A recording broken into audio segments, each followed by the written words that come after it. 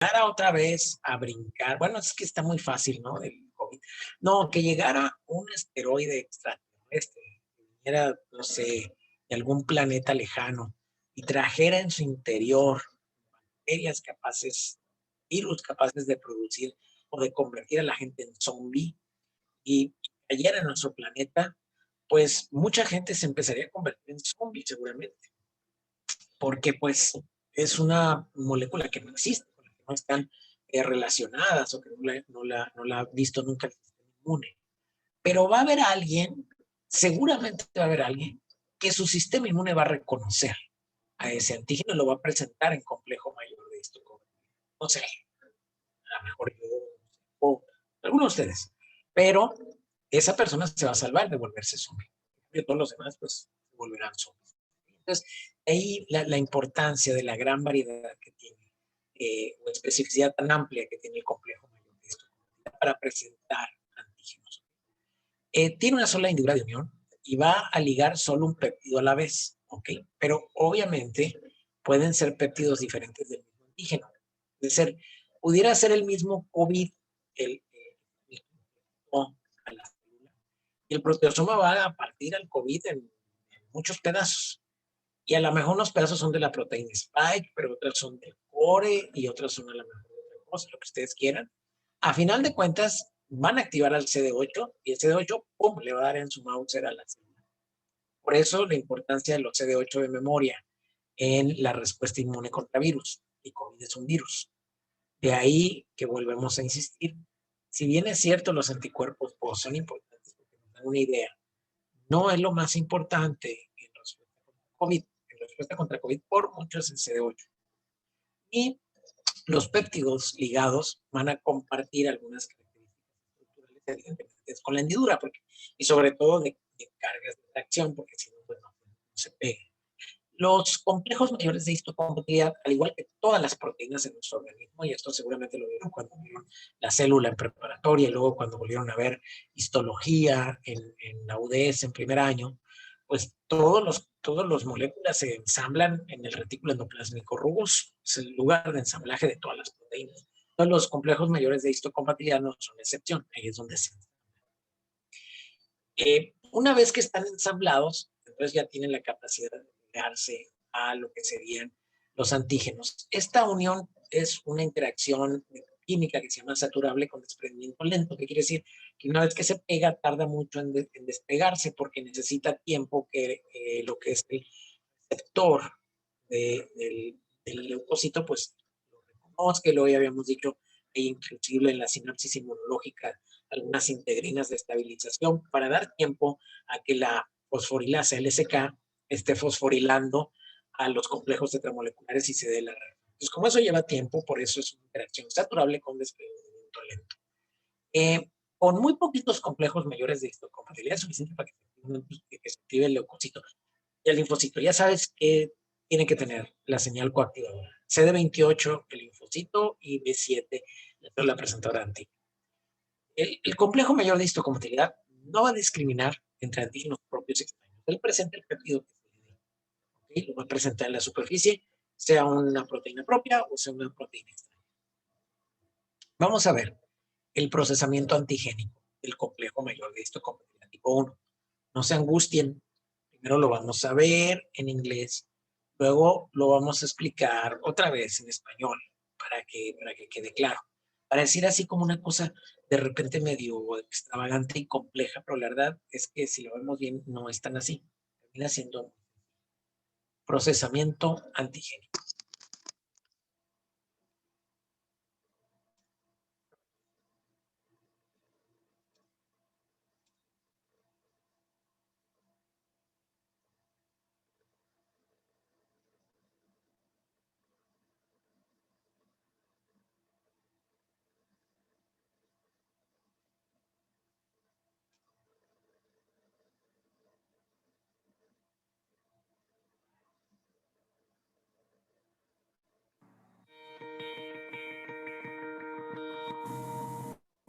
Cells can signal to the immune system that they have been infected by a virus By presenting viral antigens to cytotoxic T cells using class 1 molecules of the major histocompatibility complex.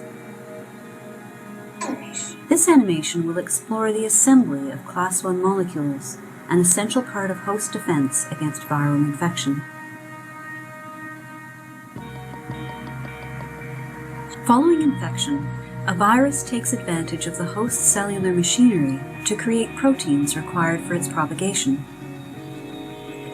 Within the cytosol, host enzymes like the proteasome break down some of these viral proteins. The resulting viral peptide fragments join self-peptides generated from the turnover of normal cellular proteins. These molecules diffuse toward the endoplasmic reticulum, or ER, where they may come in contact with a specialized transporter known as TAP. TAP functions to transport peptide fragments from the cytosol to the ER lumen. It is here within the ER that peptides bind to the key protein involved in antigen presentation, the class 1 molecule of the major histocompatibility complex. Class 1 molecules consist of a membrane-bound heavy chain, a soluble subunit called beta-2 microglobulin, and a peptide fragment derived from either self or viral proteins. The assembly of class 1 molecules begins with the folding of the heavy chain, assisted by the molecular chaperone calnexin and an associated enzyme termed ERP57. Calnexin stabilizes the heavy chain and prevents aggregation, while ERP57 catalyzes the formation of disulfide bonds. Subsequent binding of the beta-2 microglobulin subunit causes a major conformational change in the heavy chain that creates a peptide binding groove and is critical for the entry of class 1 molecules into the peptide loading complex, or PLC. Within the PLC, calnexin is replaced by calreticulin, a closely related chaperone that also binds ERP57. The remaining components of the PLC are the TAP transporter and a remarkable protein called tapesin, which plays several roles in the stability and function of the peptide loading complex. Tapesin binds ERP57, which, along with its associated calreticulin chaperone, plays an important structural role in stabilizing the PLC. Tapesin also serves as a bridge between the class 1 molecule and TAP, which ensures the proximity of class 1 to incoming peptides. Finally, tapesin stabilizes the TAP transporter, increasing the flow of peptides into the ER lumen. However, recent research suggests that tapesin has a more direct role in peptide loading, actively promoting the loading of high-affinity peptides into the class 1 binding groove. Tapesin may have the ability to widen the peptide binding groove to allow a wide range of peptides to be sampled. Low-affinity peptides dissociate rapidly. High-affinity peptides that closely fit the binding groove induce a conformational change. Tapesin responds to this change by dissociating, which results in the disassembly of the entire PLC. The newly peptide-loaded MHC class 1 molecule proceeds along the cell's secretory pathway and is displayed at the surface, where it is examined by receptors on cytotoxic T cells. Class 1 molecules containing self-peptides are ignored, but those containing viral peptide antigens are recognized and trigger the release of molecules such as granzymes and perforin, which results in killing of the infected cell.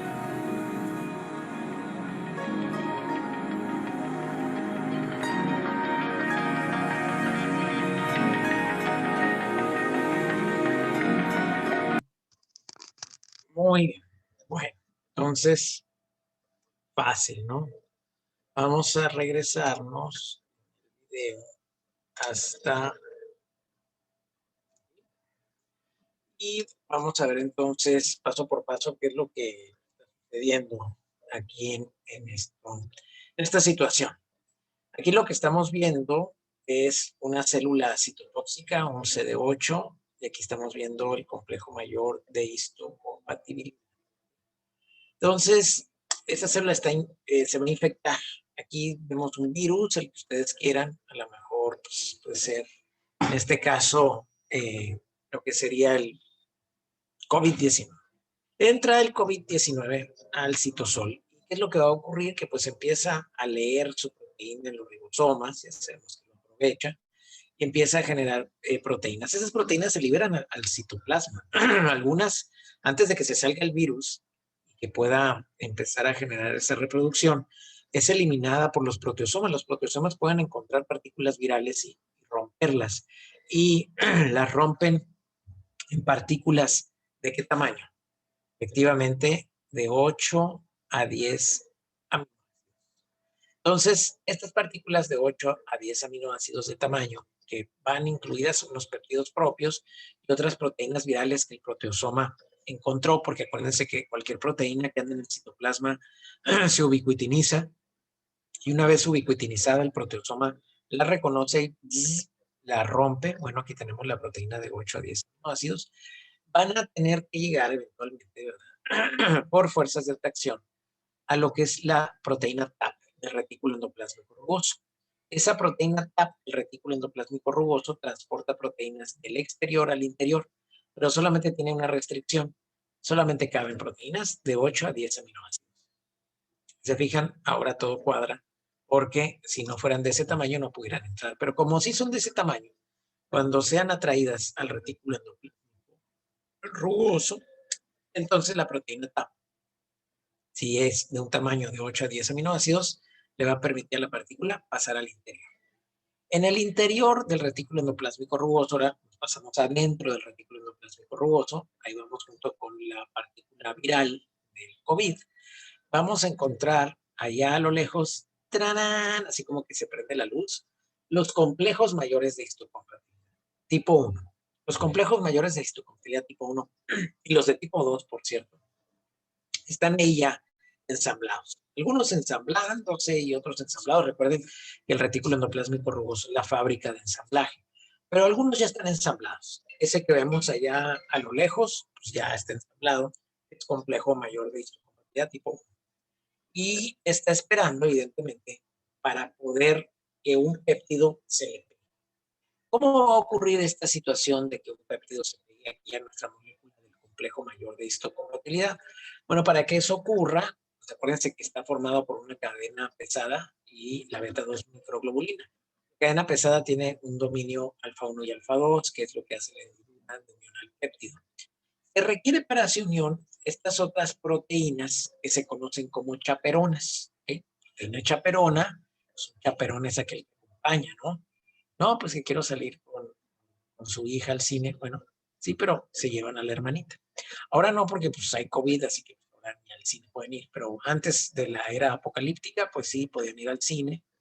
Y cuando la Cursi iba al cine, pues se tenían que llevar la Ruda. La Cursi es mi hija mayor, la Ruda es la número 2 y la 3, pues es la 3.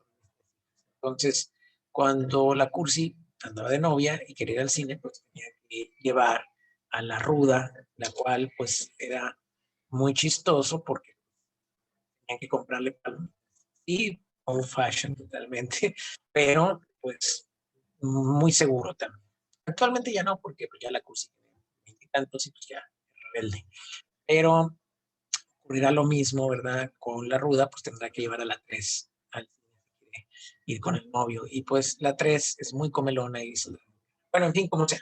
Estas son las moléculas chaperonas, ¿ok?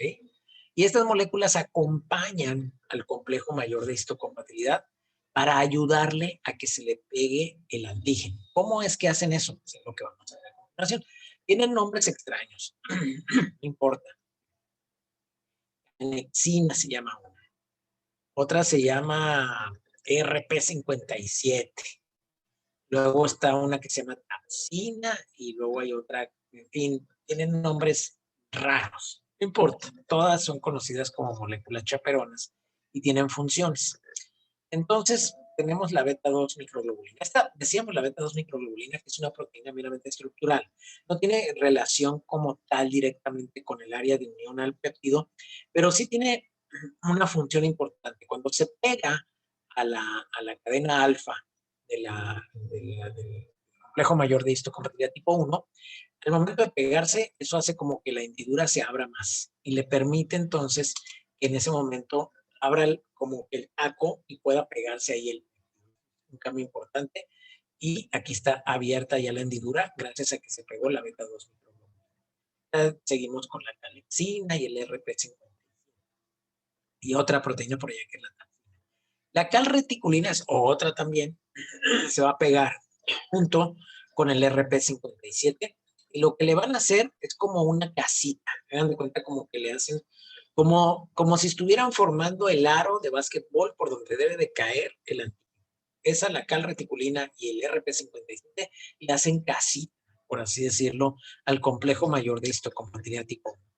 Generalmente estas están pegadas a las proteínas TAP, ¿se acuerdan las TAP por donde entró el antígeno? Bueno, pues tiene una parte hacia afuera, hacia la luz del retículo endoplásmico rugoso y una parte hacia adentro. Son proteínas transmembranales. Esta es la parte que está adentro, es esa proteína transportadora que es Transport Activated Protein.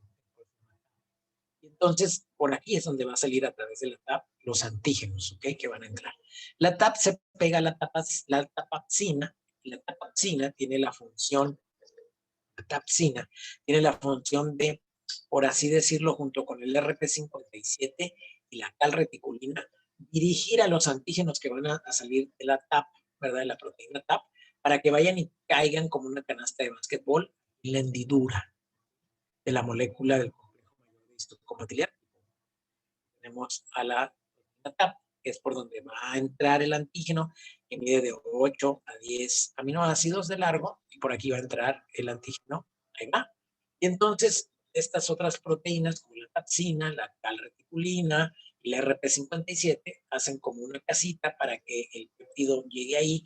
Y bueno, van a llegar péptidos que a lo mejor sí encajan en la hendidura, están dirigidos por estas proteínas, para que sea por aquí, por donde va a llegar un péptido que va a encajar a lo mejor. Si encaja bien por las fuerzas de atracción, pues se va a quedar ahí. Pues, nomás no encajó bien, se va.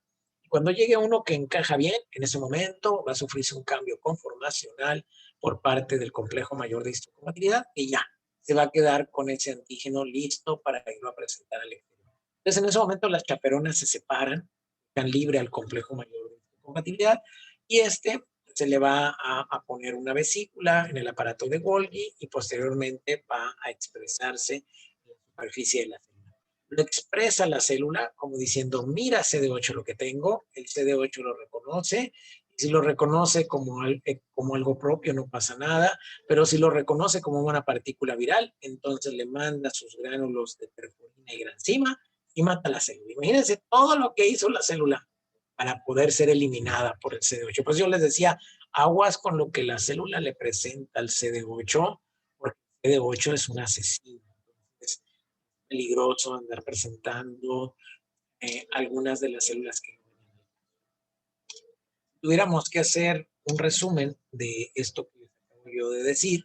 Yo les diría que el proceso de ensamblaje del complejo mayor de histocompatibilidad tipo 1 pasa por degradación de proteínas por lo que es el proteasoma, transporte de esos péptidos al retículo endoplásmico rugoso por la proteína TAP y unión de esos péptidos al complejo mayor de histocompatibilidad tipo 1 por la chaperona.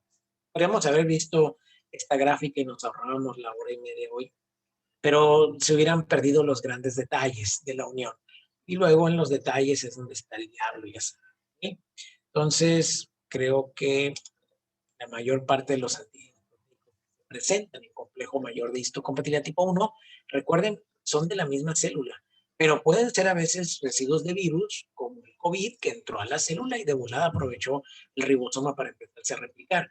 Nuestros proteosomas detectan eso, matan partículas del COVID, como no, y los presentan en la superficie. Al inicio COVID se esconde mucho, por eso no es tan fácil encontrarlo, pero hay partículas que pueden encontrar. Los neumocitos tipo 2 empiezan a presentar estos complejos mayores de histocompatibilidad tipo 1, porciones de COVID-19. Por eso llega el CD8 y los elimina. El problema es cuando hay demasiados neutrófilos y los CD8. Cuando la relación neutrófilo-CD8 es 6:1, pues realmente el neutrófilo, su función es degranularse.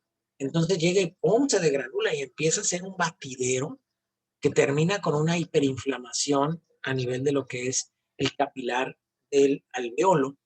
Y eso genera, evidentemente, que el transporte de oxígeno del alveolo hacia el capilar se dificulte y el paciente empieza a hacer una característica del COVID, una hipoxemia. Por eso ese es un marcador de mal pronóstico. En cambio, cuando tenemos mucho CD8, el CD8 mata específicamente nada más el neumocito involucrado y no libera grandes cantidades de catequinicina, proteasas, sin inflamación, inflamar al pulmón. Por eso aquellos pacientes con neutrófilos en su biometría hemática muy cercanos al número de linfocitos tienen buen pronóstico en COVID-19. Rara vez van a ser complicación que requieran intubación.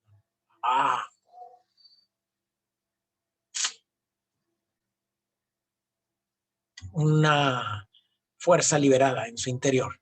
Ahora ya entienden por qué pedimos la biometría hemática en paciente con COVID y por qué nos importa saber el número de neutrófilos. ¿Qué fregados tiene que ver eso con el complejo mayor de histocompatibilidad tipo 1? ¿Ok?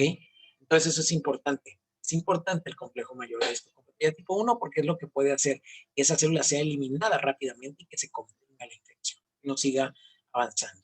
Cuando hay demasiados neutrófilos no nos sirven, porque el neutrófilo llega y ¡pum! Se degranula y mata todo. Sí, mata la célula infectada, pero rompe el alveolo, rompe la membrana basal alveolar, rompe el capilar, genera una destrucción y una inflamación muy severa en el pulmón. En cambio, el linfocito no. CD8 va y mata específicamente al neumocito infectado. ¿Okay? Es un trabajo más limpio. La célula presentora de antígeno escoge qué complejo mayor de histocompatibilidad va a utilizar dependiendo de dónde provenga el antígeno. Solamente dendríticas, macrófagos y linfocitos B. Las otras no pueden escoger. Todas las otras tienen que presentar tipo 1. Pero célula dendrítica, macrófago y linfocito B sí puede escoger si lo va a presentar en complejo mayor de tipo 1 o tipo 2. Generalmente cuando se ve infectada, lo presenta en tipo 1. Y cuando hay energía de por medio, cuando lo fagocitó, tuvo que trabajar para agarrar al antígeno, lo presenta en tipo 2. Y puede haber a veces una fagocitosis de una transfección o producción interna. Ya lo vamos a ver más adelante, que sería la presentación cruzada. Porque podemos tener células que ya estén presentando complejo mayor de histocompatibilidad tipo 1 y sean fagocitadas.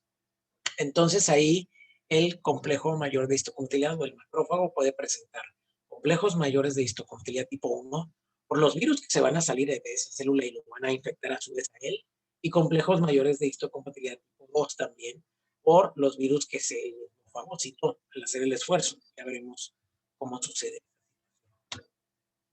Por ejemplo, y esto es un experimento que viene en el ABAS, si nosotros tenemos, por ejemplo, ovoalbúmina, la ovoalbúmina pues, es una proteína del huevo. Entonces tenemos aquí el gen de la ovoalbúmina. ¿Okay? Es una cadena de aminoácidos capaces de producir ovoalbúmina. Esto podemos nosotros de alguna u otra manera inyectárselo, ¿verdad? Con una pequeña aguja microscópica a una célula. ¿Qué va a pasar si esto sucede? Que obviamente va a andar por el citosol ahí, por el citoplasma, y entonces se va a encontrar un proteosoma. El proteosoma, como se va a ubiquitinizar esta proteína, porque no tiene nada que hacer los genes de la albúmina ahí deambulando en nuestro citoplasma, no tienen nada que hacer. Seguro se van a ubiquitinizar y van a ser destruidos por el proteosoma. Y si los destruye el proteosoma, los corta en tamaño de 8 a 10 aminoácidos, entran al retículo endoplásmico rugoso, ¿okay? Y son presentados en ¿qué? Pues en complejo mayor de histocompatibilidad tipo 1. Entonces, ¿qué células lo van a reconocer de la ovoalbúmina? Los de tipo CD. ¿Por qué? Porque es complejo mayor de histocompatibilidad tipo 1. Los CD4 no van a reconocer nada ahí, porque ellos no pueden reconocer complejo mayor de histocompatibilidad tipo 1. Pero si dejamos, por ejemplo, la ovoalbúmina, que es otra proteína, y sometemos a esta célula a un choque osmótico. ¿Qué es un choque osmótico? De repente poner nuestra célula en una solución hiperosmolar. Luego sacarla de ahí y ponerla en una solución hipoosmolar. Y luego hiperosmolar, hiposmolar, hiperosmolar, hiposmolar. La célula se vuelve loca, llega un momento en que se vuelve muy permeable. Entonces es probable que esta ovoalbúmina se meta dentro de la célula, simulando la infección por un virus. Si simula la infección por un virus, esa ovoalbúmina va a ser reconocida por los proteosomas igual, porque va a ser ubiquitinizada, anda suelta ahí en el citoplasma, se corta en pedazos de 8 a 10 y es presentada por complejo mayor de histocompatibilidad. ¿Quiénes lo van a reconocer? Los CD8. CD4, no, no, porque con CD4 no reconoce complejo mayor de histocompatibilidad. Pero ojo, si nosotros dejamos afuera a lo que es la proteína de la ovoalbúmina, pero ponemos una célula que sea una célula dendrítica o macrófago, capaz de fagocitar, ¿verdad? A esta célula, hacer un esfuerzo y comérsela. Si la fagocitó, entonces lo que va a hacer es presentarla en complejos mayores de histocompatibilidad tipo 2. Doctor, ¿pero por qué cuando fagocita se presenta en complejos mayores de histocompatibilidad tipo 2? Porque tiene mucho que ver con el ensamblaje de proteínas en complejo mayor de histocompatibilidad tipo 2 que todavía no vemos, por eso es que no lo entendemos. Pero siempre que se presente en complejo mayor de histocompatibilidad tipo 2, la que lo va a reconocer es el CD8. CD8 no, porque el CD8 no reconoce complejos mayores de histocompatibilidad tipo 2. Proceso de restricción. Dependiendo cómo estuvo que esa proteína se le metió a la célula, ya sea porque se le metió, ¿verdad?, por una infección o porque la fagocitó, dependiendo qué fue lo que pasó, es cómo lo va a presentar, cómo escoge qué complejo mayor de histocompatibilidad va a utilizar. En algunos casos se utilizan ambos, ya lo veremos más adelante. Entonces, resumen de ensamblaje de complejo mayor de histocompatibilidad tipo 1. Degradación de proteínas por el proteosoma a nivel del citosol. Transporte a través de la TAP al retículo endoplásmico rugoso. Unión en la hendidura del complejo mayor de histocompatibilidad tipo 1 por moléculas chaperones. Ya, sencillo, nada complicado. Pero ahí ustedes ya saben que cada una de esas cosas tiene varios detalles. En general, eso es lo que ustedes tienen. Una pregunta en el segundo parcial sobre cuáles son los pasos de ensamblaje del complejo mayor de histocompatibilidad tipo 1, pues claro, si me empiezan a poner que el RP50, que la calexina, que todo, bueno, vale, 10 con estrella. Puede ser que no me equivoque de sus actitudes. Pero si no me lo ponen así, bueno, para tener 10, ¿ok? Eso es importante. ¿Cómo se degrada proteolíticamente? Decíamos el proteosoma. El proteosoma es un complejo enzimático multiproteico, es un anillo que lleva por dentro, es como un cilindro, que va a tener por ahí unas estructuras proteolíticas capaces de romper ciertas uniones de aminoácidos siempre en el mismo lugar. Vamos a ver a nivel de aminoácidos rompen. Son estructuras catalíticas, rompen enlaces y son proteínas beta 1, beta 2 y beta 5. Estas son las que hacen el trabajo. Las proteínas alfa son lo que le dan la estructura externa al proteoma como tal. Y es como las rumba. No sé si ustedes han visto alguna rumba, porque ustedes, gente adinerada, seguramente te traen estos robotitos que se ponen en el suelo y va la rumba ahí pues, fagocitando o aspirando todo lo que encuentra a su alrededor. Así igual es la forma en que funcionan estos proteosomas, como estos robots aspiradoras de la casa. Igual son los robots aspiradores del citoplasma y van a reconocer partículas que estén ubiquitinizadas, es decir, que tengan pegadas un aminoácido que se llama ubiquitina. Casi hasta el 20% de la síntesis de proteica de los ribosomas está mal, tiene un control de calidad bajo. Ustedes saben que nuestras células no son magnas y todo lo hacen bien. No, de hecho, sus células se equivocan en un 20% de lo que sintetizan. Tómala. Son células de la 4T, la cuarta transformación. Pero afortunadamente tenemos a esos proteosomas que se encargan de eliminar esas proteínas mal hechas por parte de las ubiquitinas. hacen el proceso de ubiquitinización. Por lo tanto, son muy buenas.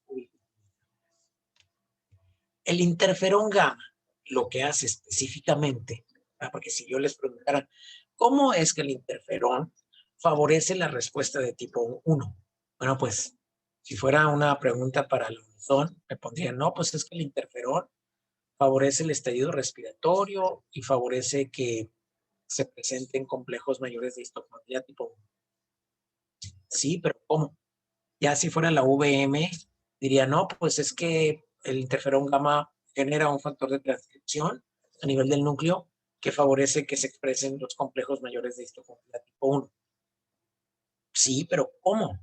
Ya si es alguien de la UDS, doctor, el interferón gamma aumenta específicamente a nivel del núcleo la transcripción para hacer cambios epigenéticos y leer material genético capaz de generar las subunidades beta 1, beta 2 y beta 5 del proteosoma, con lo que obviamente se genera una mayor cantidad de antígenos y aumenta la probabilidad de que uno de ellos se pegue en los complejos mayores de histocompatibilidad tipo 1 del retículo endoplásmico rugoso, potenciando así la presentación de antígenos.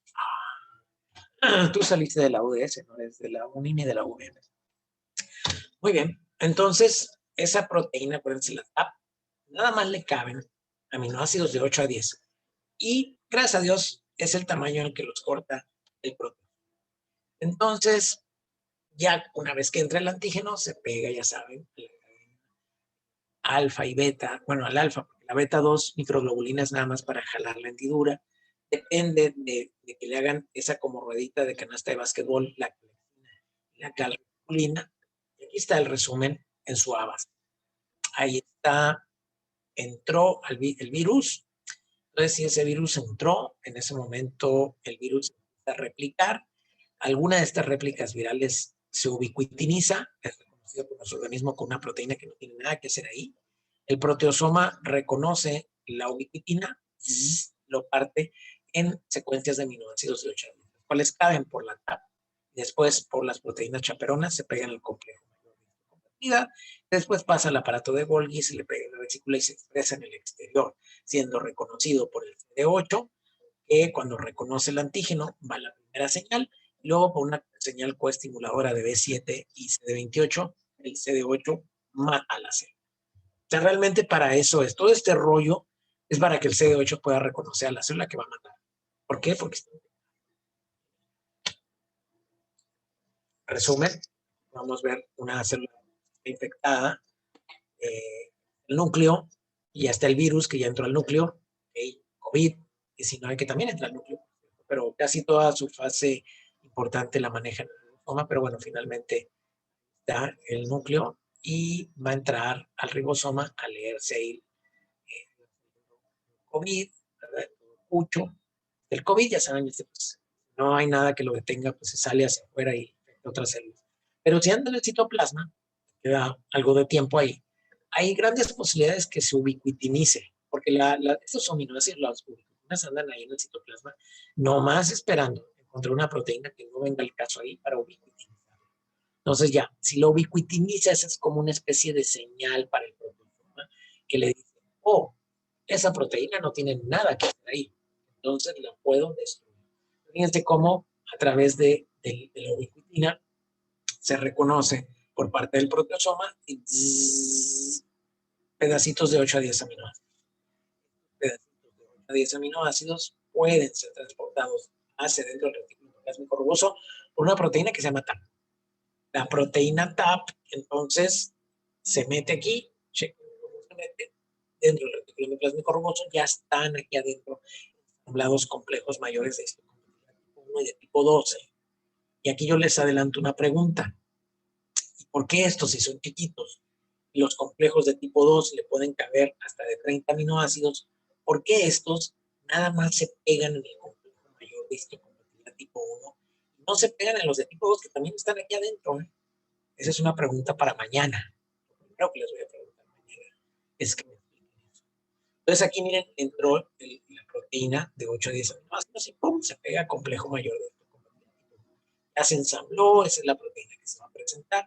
Entonces pasa al aparato de Golgi, el aparato de Golgi pues le pone una vesícula, es importante, porque que si este complejo mayor de histocompatibilidad saliera así como Juan por su casa, se ubiquitinizaría también y sería destruido. Para que no pase eso, el aparato de Golgi pega una vesícula, pero así puede ser transportado en esa vesícula hacia el exterior de la célula. Pues es una proteína transmembranal porque no se va a dar al exterior, sino que va a quedar pegada aquí en la célula, esperando que a un CD8, porque es complejo mayor de histocompatibilidad tipo 1, la reconozca. En este momento están las dos señales presentes, pues señales receptor CD8, CD8 sobre complejo mayor de histocompatibilidad tipo 1, y aparte, pues ya saben, CD8 sobre complejo mayor de histocompatibilidad tipo 1, receptor sobre antígeno y sobre complejo también, porque ya dijimos la restricción de los linfocitos a complejos mayores de histocompatibilidad propia, algo que lo explicamos al inicio de la clase. Esto lo vamos a ver mañana. Quiero nada más que sueñen con complejo mayor de histocompatibilidad tipo 1. No se angustien todavía por esto. No sé si haya entonces hasta este momento alguna pregunta.